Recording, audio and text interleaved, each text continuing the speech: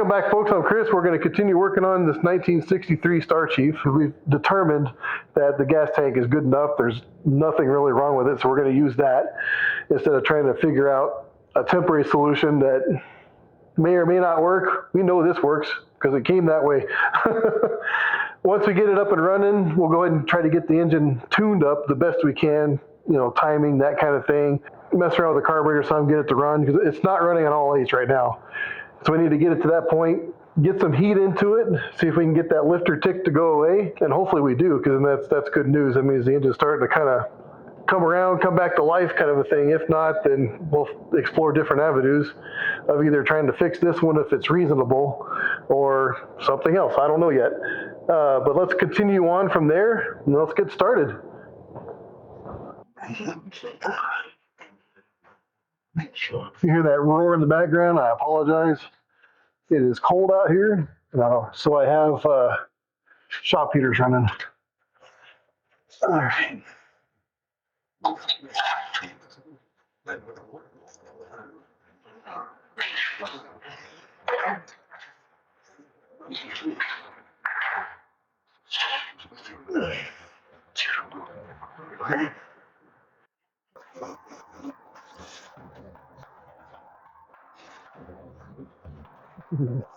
Enough of that. All right.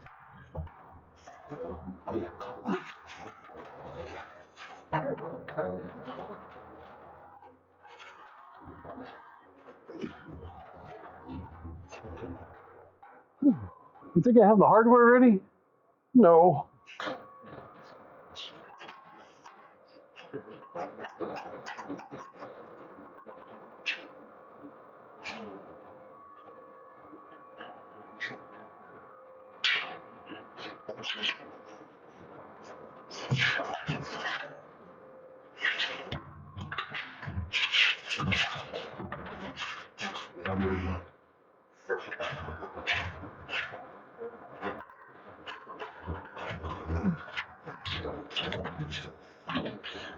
That's using the old noodle.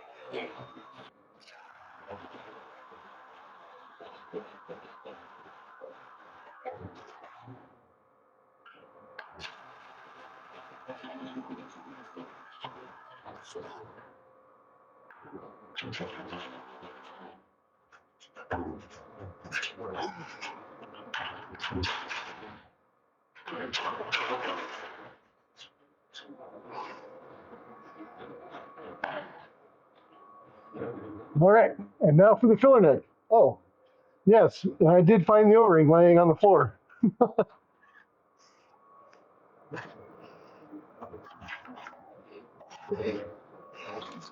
little bit of soap water.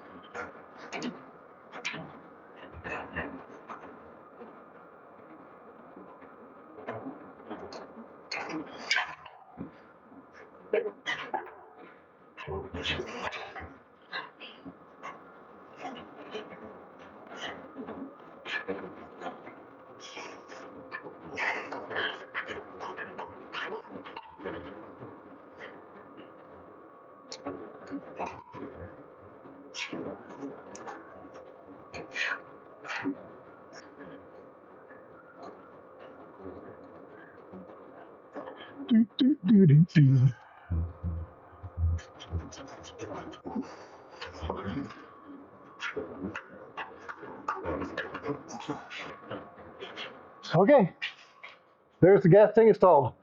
Let's move on to the engine side.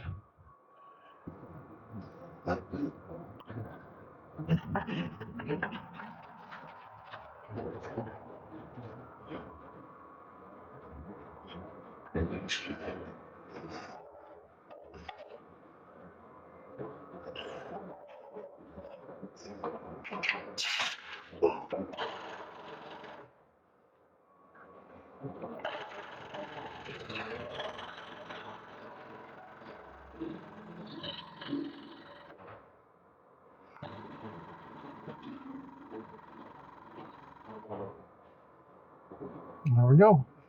Rear tires off the ground.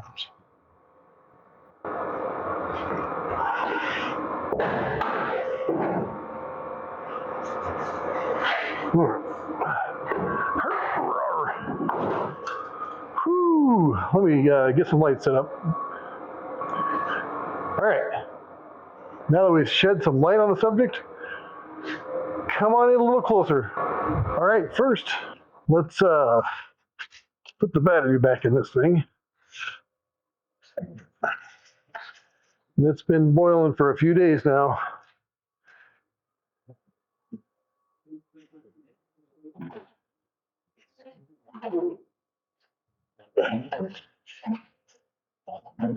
This battery is only a year old.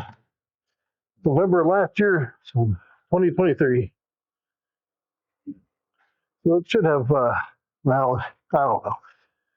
How much has it been abused, right? But it should have enough juice to get this thing going. Now, boy, we got a lot of work to get these wires cleaned up. All right. There's that one. And there's that one. All right. First thing we've got to do is get this piece on, which goes from down here, outlet side of the fuel filter up to the carburetor. That's it. We're just going to do that and see if the thing will fire up.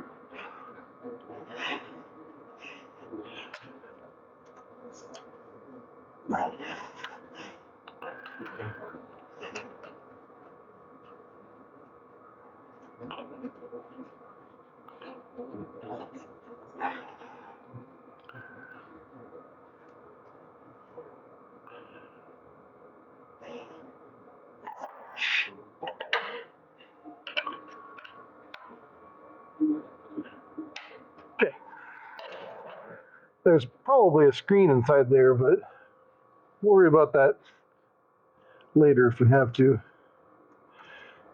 And of course I put that on the way that won't work the best. Crap. I'll be right back. Okay. That's better. Okay. That should be it as far as all the rubber lines are replaced now from the tank. There's a few down there, plus the return. Let me give you guys a look here. See what I mean? So we've got feed to the carburetor, and then we've got the return back to the tank. And then down there, right down here, it connects with another steel line that goes back to the tank. All right. Well, it ain't gonna run without some go-go lean in it. So let's go put some gas in it. Okay, let's put some gas in this bad boy. So I am running, it's an ethanol-free fuel, just for stuff like this that who knows how long it's gonna, sit over the winter. And today's crappy fuel, so who knows how long that's gonna last. So ethanol-free it is. It's a little pricey, but better than having to flush all this crap out of here again. All right, we put about 5 gallons of gas in it.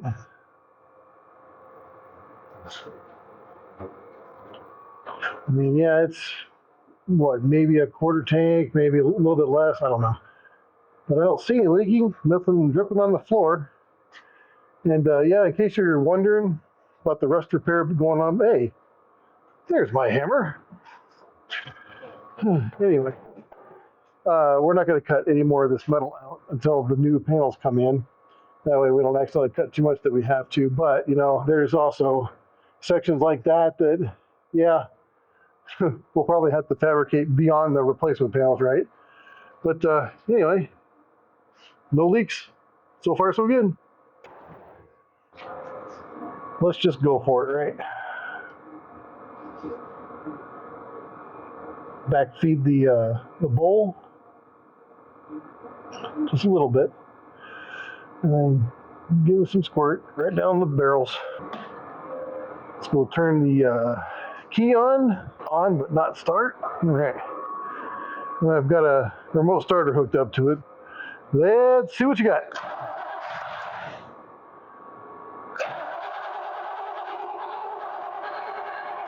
Okay. Let's put a little bit more down the barrels. All right, let's go.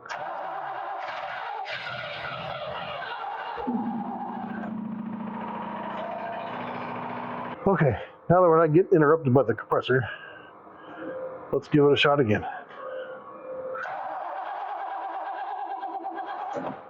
Oh, nope.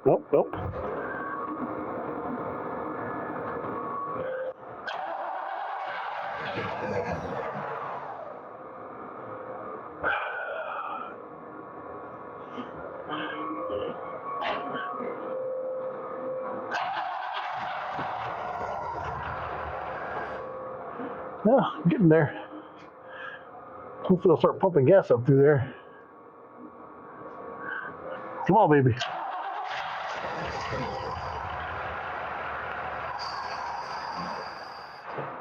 Yep.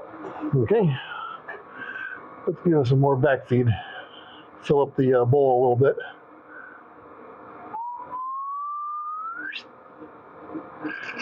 There we go.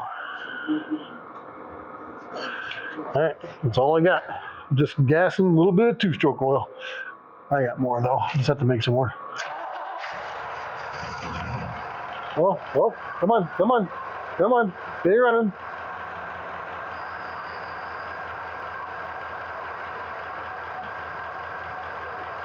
There we go. No. I see fuel squirting. That's good.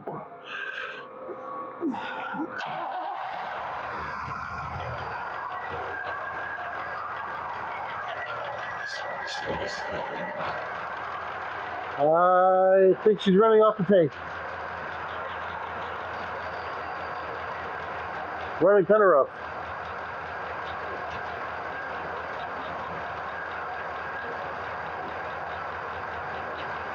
Yeah, I do believe it is running off the fuel tank. Yeah, we're definitely running on the tank now. Very nice. Let's go ahead and pull spark plug wires and see which one's not going to make a difference. So let's start with number 2. That one made 0 difference. Number 2 is definitely not running. Number 4? Number 4 is running. Ow. Yep. Ow. Yep, she's running. Ouch. Woo. Number 6 is running. Number 8? Nope, number 8 is definitely running. Get back on there. Don't zap me. Too late. Grab my pliers. All right, let's go back to number 2. Okay, so definitely number 2 is not firing. Okay, number 1. Ow. Okay, number 1 is running. Number 3 is running. Number 5 is running. Ow. Number 7 is running too. All right, guys, I'm just gonna let this warm up for quite a while. I'll bring you back in when something weird happens besides me getting shocked. Okay, I've got the engine shut down. The CO2 meter numbers were getting a little bit on the high side. It is cold out. I do have the garage closed up. So we're going to go ahead and shut it down for the evening. Lifter tick, it is getting a little bit better, but it is still there. So tomorrow we'll go ahead and do it, get it up to operating temperature again. And then we'll go ahead and drain the oil, change the filter, refill it with oil, get it fired back up. And let it run some more. See if we can get that lifter tick or see if we can get that lifter to free up so it quits ticking. Or, it might not. Who knows? Also on the harmonic balancer where the timing mark is, there's a lot of like mud and junk on that. So I want to spend some time tomorrow, cleaning that up so I can see the timing mark and go ahead and, because this thing still runs on points. So I'd like to go ahead and, dial in the dwell, check out the point gap, that kind of thing. See if we can't get this thing to run just a little bit smoother than it is. As you saw, it's running on most cylinders. It looks like cylinder number 2 is the one that's maybe acting up. The other ones seem like they're doing okay, but it seemed like number 2 wasn't hitting at all. So we'll take a look at that. Anyway, gonna wrap it up for the evening. Oh, all right. Let's get out here and work on this crazy thing.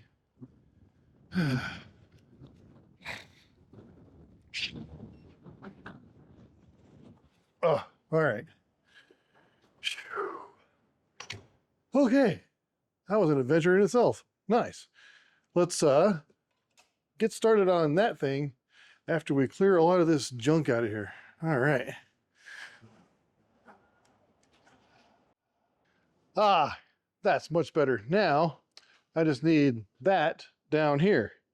Let's work on that. All right. Now that we got this thing on the ground, let's get the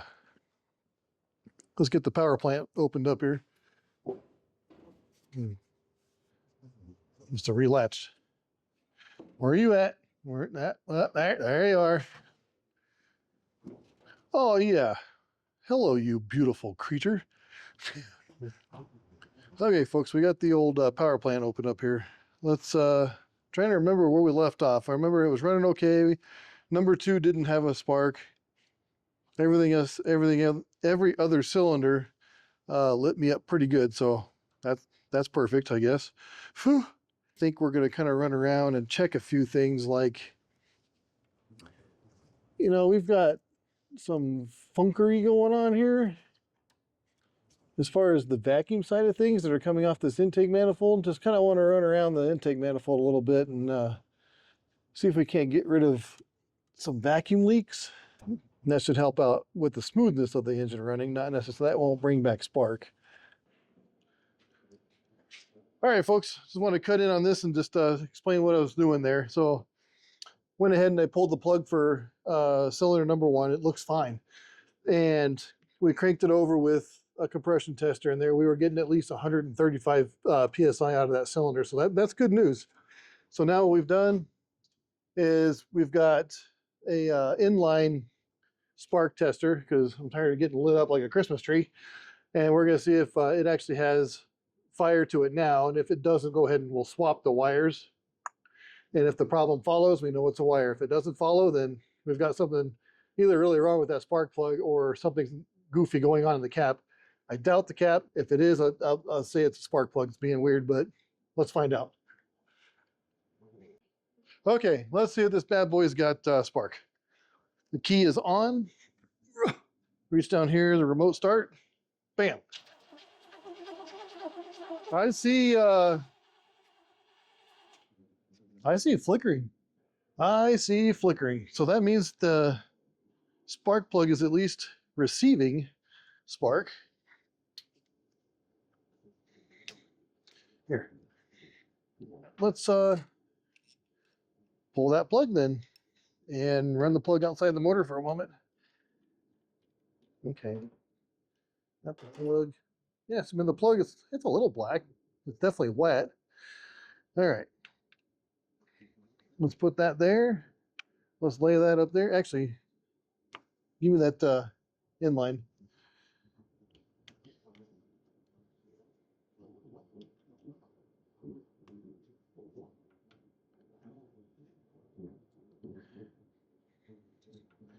All right, I'll take one for the team again. Go ahead and fire it. Crank. No, kill it. Okay, spark plug is not firing. Let's check that gap. It does look a little excessive. Whew, that air coming out of that cylinder smells great. Kind of like Tony the Tiger. Yeah, that's it. And that gap looks a little huge. Okay, got my feeler gauges out. Yep, a little bit loose.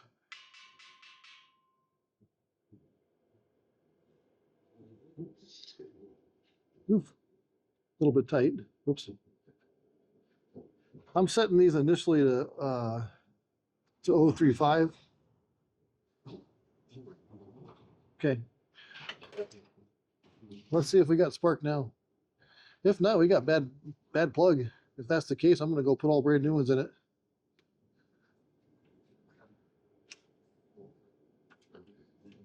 Okay, go ahead.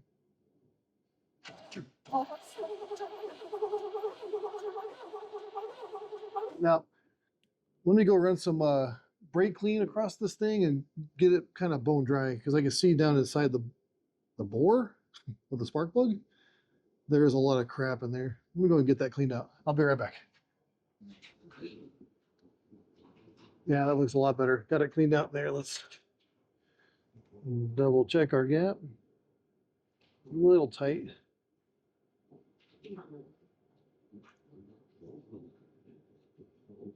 A little tight. There we go. That's better. All right. Let's see if we get spark this time. There we go. There we go.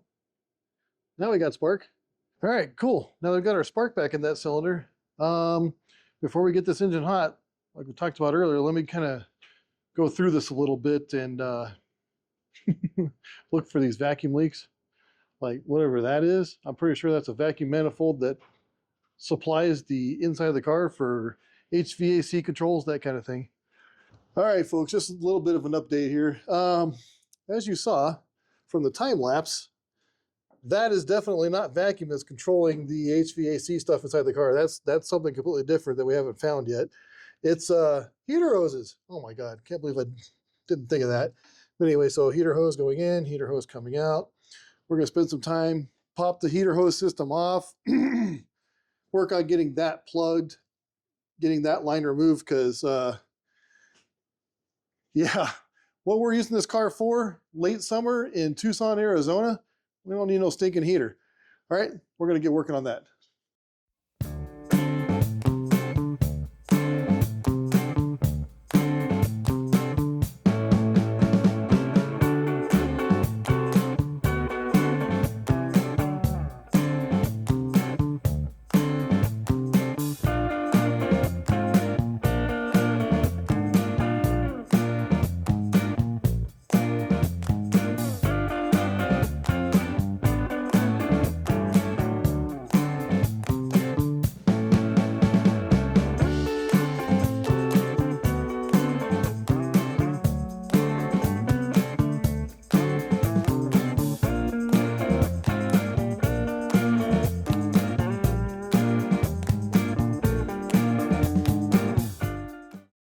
Okay, a little bit of change of plans on this heater core system.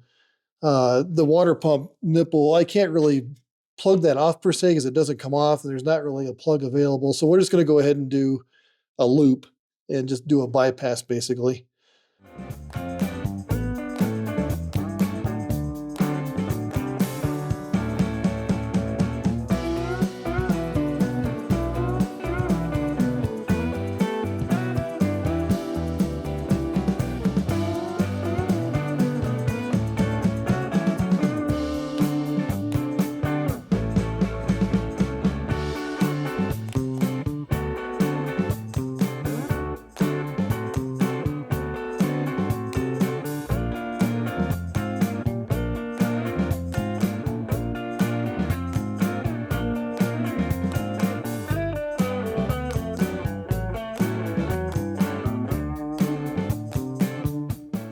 Okay, we've got the upper radiator hose on, got the lower radiator hose on.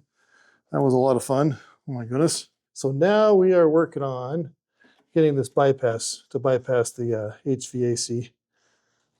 Yeah, just working on that. We did end up having to use the original diaphragm, vacuum actuated diaphragm for something. I'm not really sure what they call that piece, but yeah.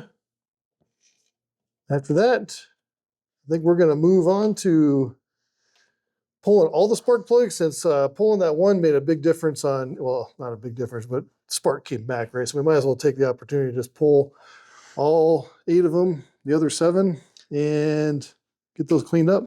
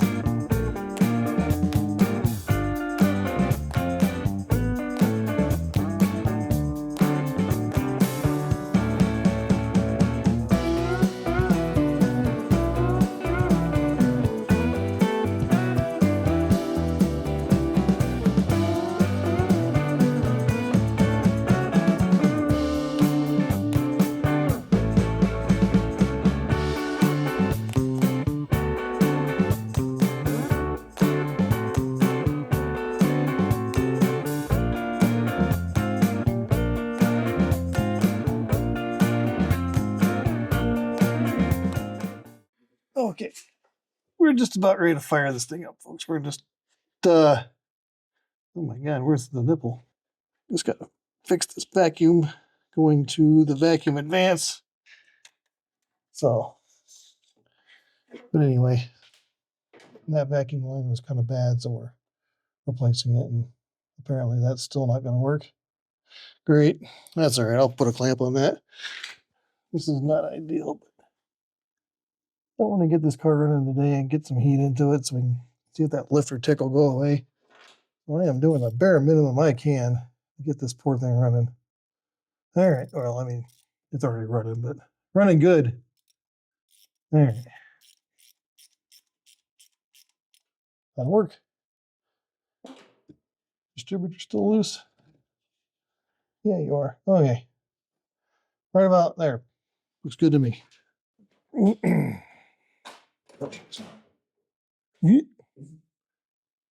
Oh, there we go. Turn the key on. Our remote starter's down here. It's stone cold, so we better give her a 1, 2, 3.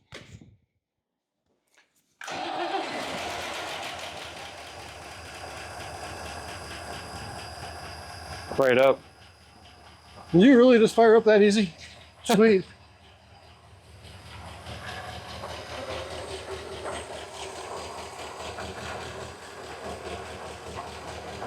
I think it's finally running on all 8. Yeah, it sounds way different. Yeah. I do believe it's running on all 8 now. So we coolant put back in it. Got the new hoses. There is no thermostat. I'll do that later.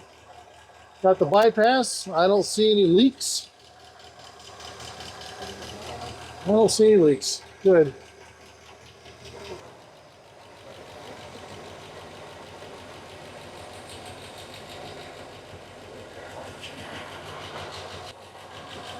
Just gonna let her sit here and warm up for a while. Catch you in a bit. All right, she's good and hot now. Guess what? The tick's still there. Oh man. So what we're gonna do is we're gonna drain the oil out of it. Leave the oil filter that's in there. It's fine. We're gonna fill it up with a really thick diesel oil. So this one's 1540. Just any old thick stuff will work. The reason we go so thick is because I'm also going to back it up with like a Berryman's or like a Seafoam, that kind of a thing. And of course, that's going to thin out the oil. And then a little bit of Marvel's Mister Oil as well. We're going to give that treatment a shot, get that drained out, get that in there, bring it back up to temp, let it run like we did. No, it's probably about an hour or so.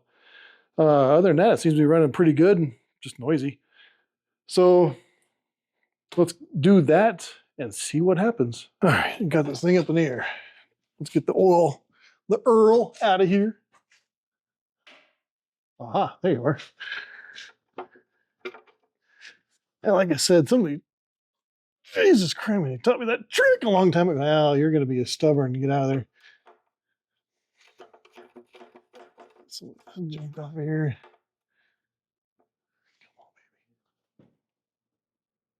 Oh my gosh. When was the last time you were off? Nope. That does not feel happy. See if an impact will take that off. Holy crap. And we'll use the chrome plated impact sockets, right? Okay. Wow.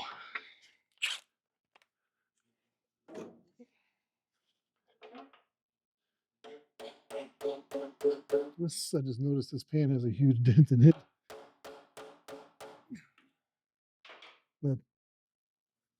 I run maybe dent too, is what I have to remember that on. Ah.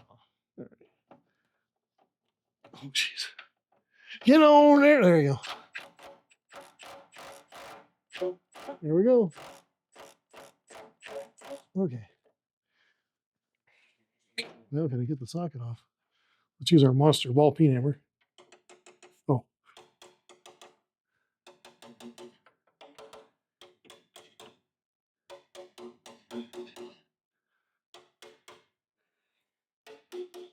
Okay. Tools and their uses. 101. Chrome plated impact sockets. Sarcasm, by the way. All right. Let's get this all out of here. And blink. Oh yeah.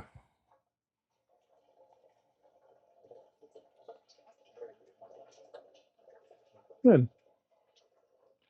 Let's lay you over there. Drop you down just a little. There we go. Oh, wow.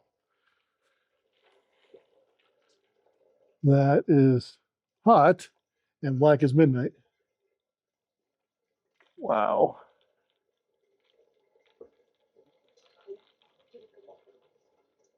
It's weird. It's not really all that slippery.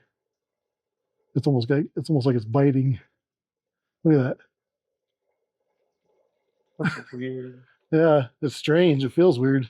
It smells like gas. Come over here. Put one of your nostrils inside of there. Sniff. You smell the gas? That's what it smells like when you get gas in the oil.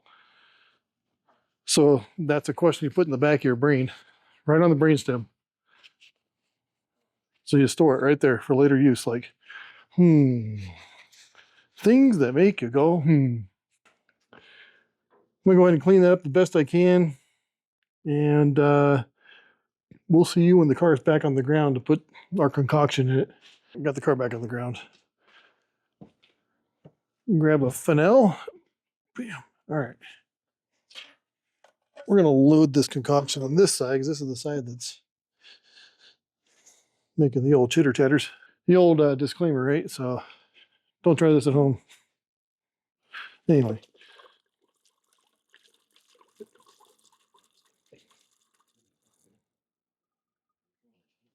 One,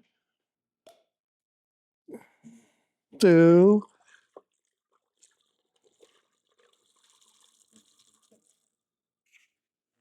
oh jeez, there. Must not have had my Wheaties this morning. Okay, anyway. Do you even catch that reference? I didn't think so. All right, so this is precise, right? So 1 swirl, 2 swirl, 3 swirls, 4 swirls, 4 swirls? 4 swirls. Oh wait, oh, okay, that's good. That was exactly enough. The rest of it, you just bring it up to level.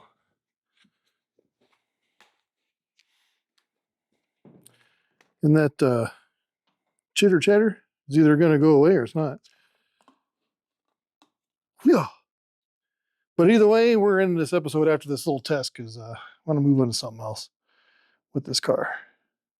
And then I'll have to think about what we're doing with this engine. If it's worth rebuilding or, I don't know, do something else with it.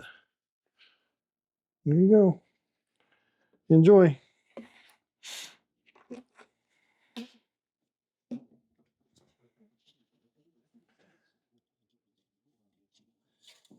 And I should mention, we do know it has oil pressure. We just don't know how much because there's no gauge. It's just an idiot light. And idiot light goes off when you start it. And it goes off pretty quickly. It doesn't take like, 4 or 5 seconds before the light goes off. None of that. It goes off pretty much immediately. So I know we're building oil pressure pretty quick. All right. Oh, right at the full mark. I'll take it. All right.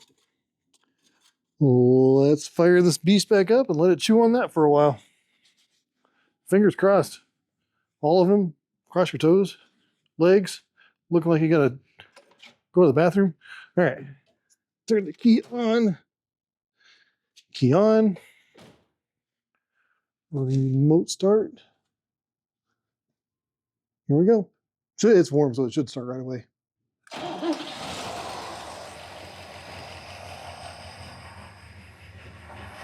Okay.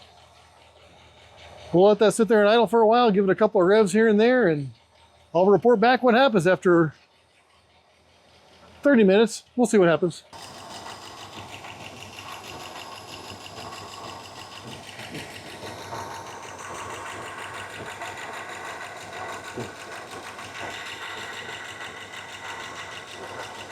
Yeah, I don't hear nothing back there. It's somewhere in here. So it's telling me that it's not a lifter, it's a rocker clattering. And I'm pretty sure these are not adjustable rocker arms. Because it's been about 20 minutes now. And I can really hear it right there. But all right. Okay. So it has gotten better, but it is not gone. So I think we're going to let it sit here and run for just a little bit longer, but I don't think it's going to go away. So I'm going to go ahead and we're going to cut the episode here. In the next one, we're going to kind of step away from the engine for the moment. I need to think about this for a little while. But next episode, yeah, we're going to start tearing into the interior of this thing. That should be fun.